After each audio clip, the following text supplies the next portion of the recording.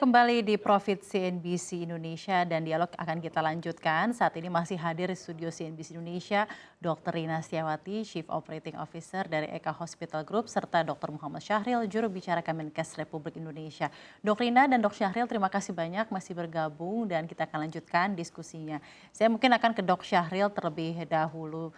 Menanggapi tadi juga Anda sampaikan bahwa memang ada masalah biaya juga ya yang menjadi salah satu momok dalam hal mengapa masyarakat akhirnya memutuskan gitu ya, upper middle class memutuskan untuk pergi ke luar negeri karena memang dalam hal spesifikasi, misalnya ada memang masalah kesehatan spesifik tertentu memang dirasa-rasanya di luar negeri itu secara overall ternyata biayanya jauh lebih murah di luar negeri.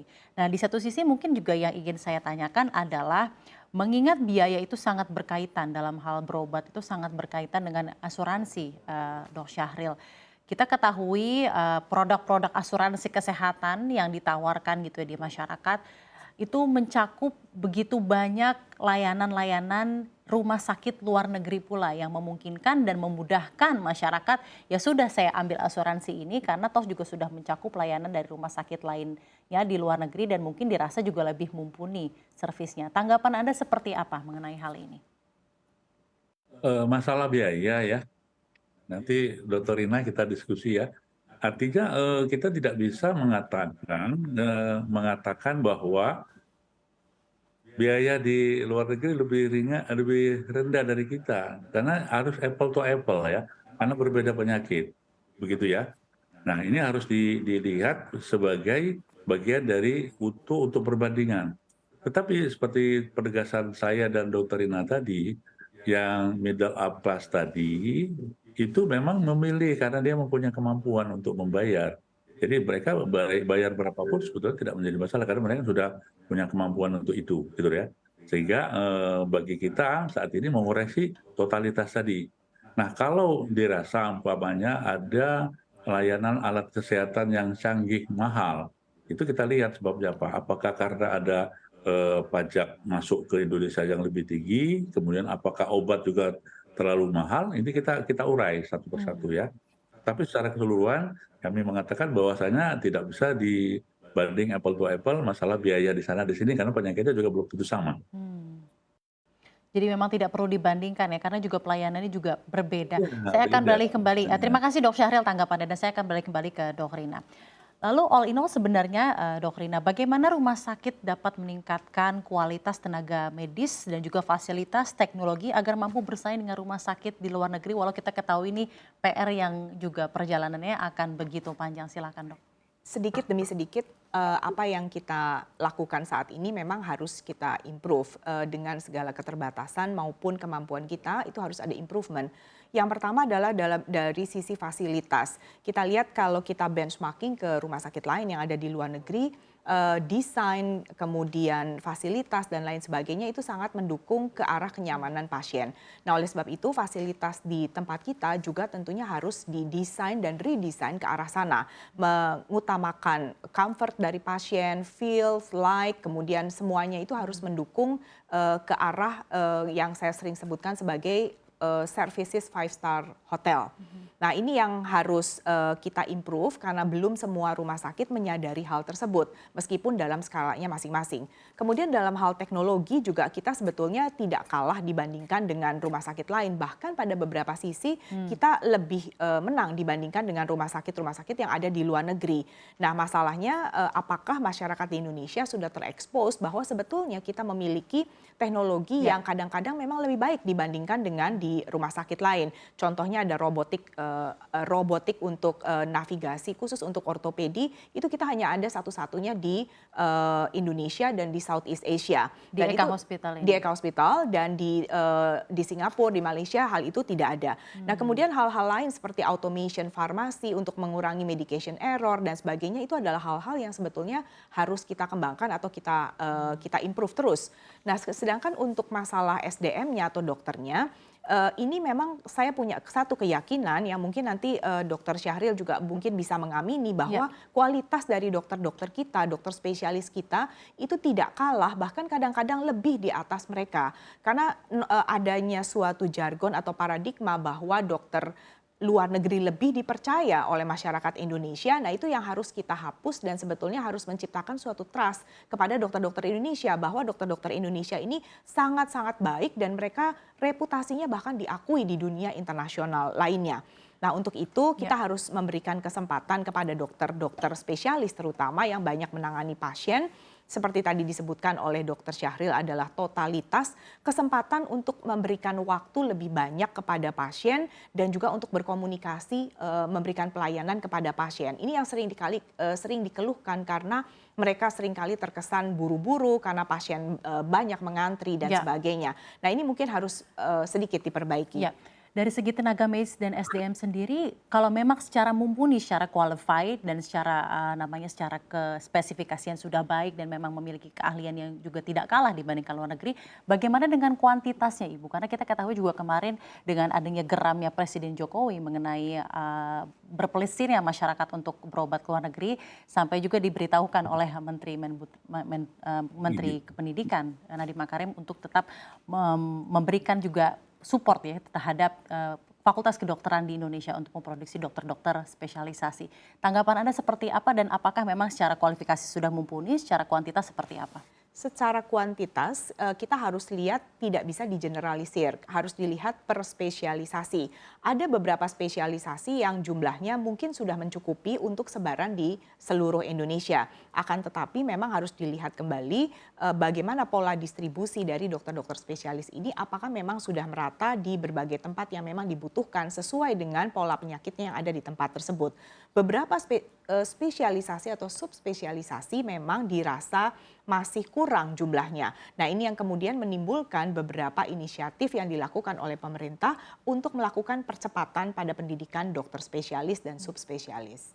Jadi memang akan didorong terus ya dalam hal ini ya Bu, di dalam negeri ya Dok Rina. Baik, beralih ke Dok Syahril, tanggapannya tersendiri mengenai memang arahan dari Presiden Jokowi mendorong langsung agar ada pendidikan di Fakultas Kedokteran di seluruh Indonesia untuk mendorong terciptanya dokter spesialis dan subspesialis demi qualified doctors di Indonesia sendiri.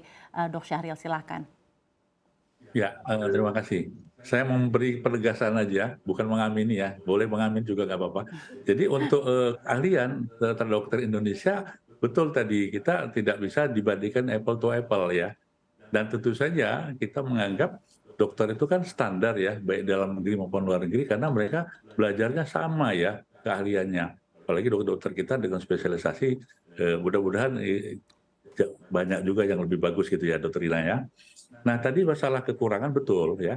Jadi dari data yang ada di Indonesia ini kan ada 51.000 ya kebutuhan dokter spesialis ya. Sementara rasio yang kita butuhkan adalah 0,28 per 1.000 penduduk. Jadi kita mempunyai kekurangan sekitar 30.000 dokter spesialis. Jadi betul tadi Dokter Ina, memang di Jakarta memang sudah dianggap sudah cukup ya, baik dari jumlah maupun jenis dari spesialisasi. Di Jawa RSUD itu memang hampir semuanya sudah mempunyai 7 spesialisasi. Tetapi untuk di luar Jawa itu ada sekitar 40% RSUD yang belum mempunyai dokter yang 7 lengkap tadi. Penyakit dalam anak, penyakit bedah, anestesi, kemudian radiologi maupun patologi klinik. Belum semua, ada 40% kekurangannya. Nah, sementara rakyat kita kan banyak sekali. Nah, sehingga untuk tidak menumpuk antriannya ke Jawa atau ke kota besar, maka ini harus ditambah produksi ini. Tadi betul, Bapak Presiden sudah memerintahkan ke Menteri Kesehatan agar satu ya, bekerja sama dengan Kementerian Diknas dan Ristek untuk menambah suatu prodi atau mungkin kuota penerimaan dokter spesialisnya ditambah tanpa mengurangi mutu. Kemudian juga menambah prodi-prodi di Fakultas Kedokteran dan juga ada satu yang akan mendapatkan terobosan yaitu memberikan pendidikan kedokteran dengan berbasis di rumah sakit. Artinya rumah sakit pendidikan yang terakreditasi di daerah itu bisa membantu dalam produksi spesialisasi yang dibutuhkan untuk daerah-daerah yang memang membutuhkan. Nah, dengan cara inilah kita akan memberikan pemerataan, distribusinya, dan kecukupannya. Mudah-mudahan dengan kecukupan ini akan memberikan suatu layanan yang jauh lebih besar, lebih baik. Baik, terima kasih banyak Dok Syahril. Jadi memang itu harapannya untuk tenaga medis dan SDM juga dalam hal landscape kesehatan di Indonesia.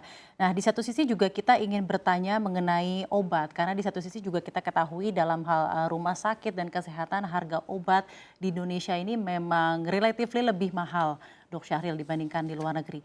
Tanggapan Anda seperti apa dan juga bagaimana sebenarnya strategi dari pemerintah menjaga terkait ketersediaan obat dan juga kualitas serta alat kesehatan di rumah sakit di Indonesia? Ya, kalau kualitas tetap nomor satu ya, Mbak ya. Kualitas nomor satu, dan memang kita akui untuk harga obat ini memang ada lebih tinggi sebagian dari luar negeri, karena memang bahan baku obat yang kita itu adalah diimpor, Pak ya. Ya. Dan juga sebagian besar obat juga ada yang diimpor. Dan itulah yang menambah cost sehingga harga obat. Nah, tentu saja kebijakan ke depan yaitu bagaimana BUMN yang ada di Indonesia yang mempunyai bisnisnya di bidang kesehatan disupport untuk bagaimana bahan baku ini dapat diadakan sendiri atau bisa diminimalisir pembiayaannya sehingga bisa menekan harga obat. Begitupun dengan alat kesehatan, Pak ya. Jadi saat ini program pemerintah yaitu melalui kebijakan produksi dalam negeri. Jadi bagaimana alat-alat kesehatan yang memang bisa dilakukan oleh produksi dalam negeri yang dipakai di Indonesia. Nah, itu tentu saja akan menekan harga-harga alat kesehatan dan nanti dampaknya juga akan menurunkan atau biaya secara keseluruhan. Baik Dok Syahril, dan dengan segala tadi juga memang kita sudah berbicara mengenai secara komprehensif alasan dari mengapa masyarakat berpelesir ke luar negeri dalam hal berobat dan lain-lain dan segala macam yang perlu dikembangkan dalam kesehatan Indonesia. Dari rumah sakit sendiri, Bu Rina, bagaimana nanti ke depannya dan selanjutnya untuk mencapai misi tersebut, meningkatkan kualitas kesehatan di Indonesia, terutama rumah sakit di Indonesia, bekerja sama dan bersinergi dengan pemerintah dalam mengatasi begitu banyak pain points dalam industri kesehatan di Indonesia sendiri, seperti apa strateginya dan juga mungkin harapan dari swasta sendiri untuk pemerintah Indonesia. Ya, jadi seperti yang tadi Dokter Syahril sudah sampaikan juga bahwa dari berbagai masalah tadi memang harus diuraikan satu persatu karena masing-masing memiliki jalan keluar atau perencanaan yang harus dibuat spesifik untuk setiap masalah. Untuk tadi mengenai fasilitas, teknologi dan sebagainya, peranan dari pihak swasta saya rasa di sini akan sangat membantu pemerintah terutama untuk masuknya teknologi alat kesehatan yang baru yang memang belum pernah ada di Indonesia. Bukan hanya untuk melayani masyarakat Indonesia dalam mentreatment atau melakukan prosedur pada satu jenis penyakit tertentu, tetapi juga alat-alat seperti itu bisa digunakan oleh para mahasiswa spesialis dan subspesialis untuk bisa belajar. Dengan demikian kita juga bisa memajukan pendidikan kedokteran di Indonesia. Salah satunya adalah dengan yang ada di Eka Hospital nanti yang sedang direncanakan adalah pembangunan unit proton therapy center yang mudah-mudahan nanti akan bisa menolong lebih banyak pasien kanker di Indonesia. Sekaligus juga kami bekerja sama dengan FKUI RSCM untuk memakai alat tersebut selain untuk penelitian tetapi juga untuk para mahasiswa subspesialis juga bisa mengambil waktu dan tempat untuk bisa mempelajari alat tersebut sehingga memajukan pendidikan kedokteran di Indonesia. Kemudian dalam hal patient experience juga peranan dari berbagai pihak saya rasa juga tidak dapat diabaikan. Semua pihak harus memperhatikan patient experience ini karena memang adalah salah satu yang seringkali digaungkan oleh pasien-pasien yang pergi ke luar negeri. Proses yang seamless, pendaftaran online, booking online, appointment, sampai kepada nanti proses pembayaran dan sebagainya itu sudah dilakukan secara elektronik. Nah ini yang harus kita bisa upayakan sama-sama di semua lini. Saya rasa saat ini sudah banyak sekali rumah sakit yang bisa melakukan online registration bahkan sampai pembayaran seperti itu, tetapi tetap harus kita perhatikan bahwa prosesnya harus seamless dan semuanya harus memudahkan dan bersenter jadi kepada end-to-end pasien. patient experience ya. Betul. Dan begitu mudah. Ya, nah tadi betul kan Anda sekali. menyebut mengenai medical tourism, jadi salah satu penyebab utama mengapa masyarakat berpelesir untuk berobat ke luar negeri. Tanggapannya sendiri dari Eka Hospital Group seperti apa trajektorinya ke depan? Iya, dari pihak pemerintah sendiri sebetulnya sudah menginisiasi adanya medical tourism. Jadi memang sudah ada suatu langkah-langkah yang dilakukan oleh pihak pemerintah pada beberapa saat yang lalu melalui beberapa kerjasama dari beberapa kementerian terkait. Dan untuk rumah sakit yang ada di Jakarta, setahu saya sudah pernah dikumpulkan dan kami sudah diminta untuk membuat masing-masing rumah sakit menampilkan Center of Excellence apa yang nanti akan dijual sekiranya oleh pihak pemerintah dipromosikan menjadi medical tourism di Indonesia. Dan itu kami sudah mendapatkan visitasi juga dari pihak kementerian, dari beberapa kementerian, Baik. dan beberapa rumah sakit juga sudah ditunjuk. Nah sekarang dari sini kita harus bersiap-siap dan menunggu seharusnya adalah upaya promosi yang sudah dilakukan itu sudah harusnya mendatangkan hasil berupa pasien yang datang ke Indonesia. Untuk medical tourism sendiri ya. Iya. Terakhir Dok Syahril, tanggapan singkat saja tentang medical tourism sendiri, peluangnya seperti apa di Indonesia, Dok? Ya, betul. Jadi salah satu upaya inovatif terobosan ya, itu melalui adalah medical tourism. Artinya apa? Masyarakat yang 2 juta tadi kita kemas juga dalam bentuk medical tourism, bahkan nanti program kita ke depan itu bukan hanya masyarakat Indonesia tadi yang sekitar 2 juta, tapi negara-negara yang lain datang Ya, ke Indonesia tentu. karena mereka bisa juga menikmati Indonesia dengan baik karena memang ada tawaran medical tourism tadi yang dikemas dalam bentuk excellent layanan yang ada di rumah sakit itu. Nah, untuk Kementerian Kesehatan sendiri ini peluang besar termasuk swasta ya, Dokter Hidayah, bahwasanya kita harus membangun juga itu. Seperti halnya di Bali sudah dibangun nih oleh salah satu BUMN dan Kementerian Kesehatan juga akan membangun rumah sakit di Kepulauan Riau yang baru untuk tadi bagaimana orang-orang yang berbatasan dengan Singapura, Malaysia cukup di sana, tapi betul-betul excellent dengan medical tourism yang bagus itu ya. Baik, jadi memang ke depannya juga ini butuh digodok ya dalam hal medical tourism ini, bukan tidak Iya, hanya iya. untuk menjaga 2 juta itu tetap di Indonesia, tapi juga untuk menarik masyarakat luar negeri lain juga berobat ke Indonesia, dan tentunya selalu kita harapkan untuk lebih baik lagi landscape dan industri kesehatan di Indonesia sendiri. Terima kasih banyak Dr. Rina Setiawati, Chief Operating Officer dari Eka Hospital Group, serta Dr. Muhammad Syahril, juru bicara Kemenkes Republik Indonesia. Sehat dan sukses selalu untuk Anda, Dok Rina dan Dok Syahril.